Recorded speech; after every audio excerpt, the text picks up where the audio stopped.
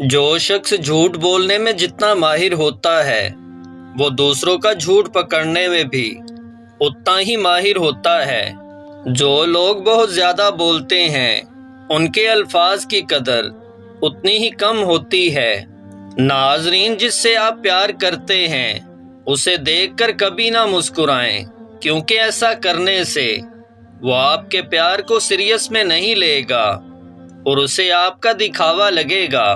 ناظرین، جن لوگوں کی آنکھیں بڑی ہوتی ہیں لوگ آسانی سے ان کی طرف متوجہ ہوتے ہیں۔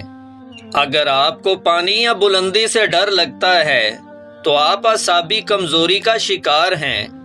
خوشی تب ملتی ہے جب آپ اپنا موازنہ دوسروں سے کرنا بند کر دیتے ہیں۔ ناظرین، کسی بھی پریشان صورتحال کا اثر ہم پر زیادہ سے زیادہ 5 منٹ تک رہتا ہے۔ اس کے بعد کا اثر اس پر سوچنے کے باعث ہوتا ہے۔ جو باتیں آپ بار بار سنتے ہیں آپ کا دماغ ان پہ یقین کرنا شروع کر دیتا ہے۔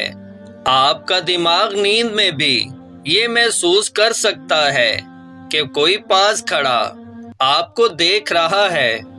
مرد بھول جاتا ہے لیکن کبھی معاف نہیں کرتا، اور عورت معاف کر دیتی ہے مگر کبھی بھولتی نہیں۔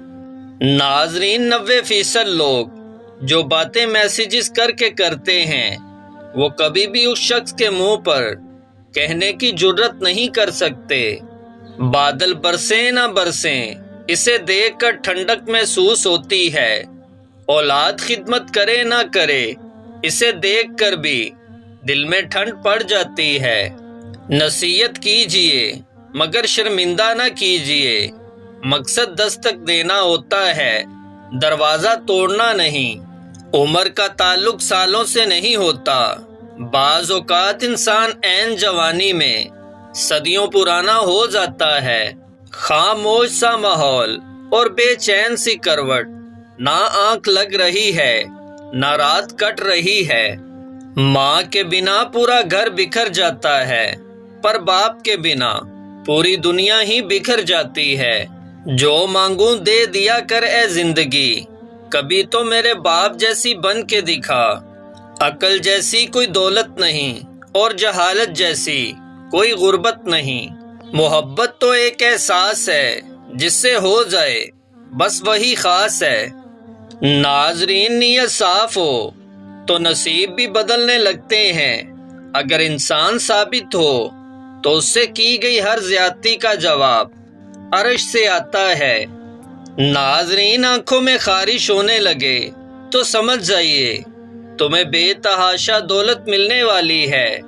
ماں باپ سے کبھی شکوہ نہ کرنا کہ انہوں نے آپ کو کیا دیا، شاید ان کے پاس بھی ساری زندگی صرف یہی تھا۔